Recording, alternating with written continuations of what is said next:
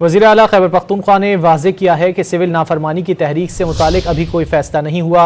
अली अमीन गंडापुर ने बुशरा बीबी को डी चौक पर तनहा छोड़ने से मुतालिक मौक़िफ़ की तरदीद कर दी। साबिक़ खातून अव्वल का बयान ज़ाती राय करार देते हुए दावा किया कि वो शुरू से आखिर तक बुशरा बीबी के साथ ही थे। सिविल ओबीडियंस डिसोबीडियंस की जो बात हो रही है, क्या इसमें सूबा भी उसका हिस्सा बनेगा या बन सकता है?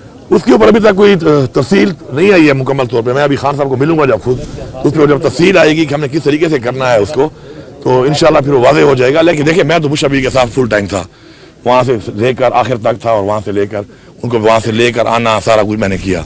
अब उसके अलावा अगर किसी और के बारे में उनकी राय है तो ये उनकी ज़ाती राय है। आप ये सवाल उनसे कर सकते हैं, अपनी ज़ाती राय के ऊपर वही जवाब दे सकती हैं।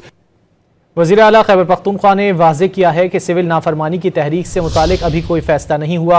अली अमीन गंडापुर ने बुशरा बीबी को डी चौक पर तनहा छोड़ने से मुतालिक मौक़िफ़ की तरदीद कर दी।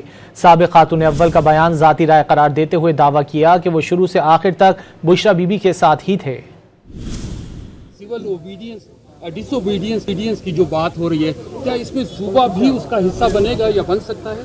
उसके ऊपर अभी तक कोई तफसील नहीं आई है मुकम्मल तौर पे। मैं अभी खान साहब को मिलूंगा जब खुद, उस पर जब तफसील आएगी कि हमने किस तरीके से करना है उसको, तो इंशाल्लाह फिर वो वाज़ेह हो जाएगा। लेकिन देखिए, मैं तो बुशरा बीबी के साथ फुल टाइम था, वहाँ से लेकर आखिर तक था और वहाँ से लेकर उनको वहाँ से लेकर आना सारा कुछ मैंने किया। अब उसके अलावा अगर किसी और के बारे में उनकी राय है तो ये उनकी ज़ाती राय है। आप ये सवाल उनसे कर सकते हैं, अपनी ज़ाती राय के ऊपर वही जवाब दे सकती हैं।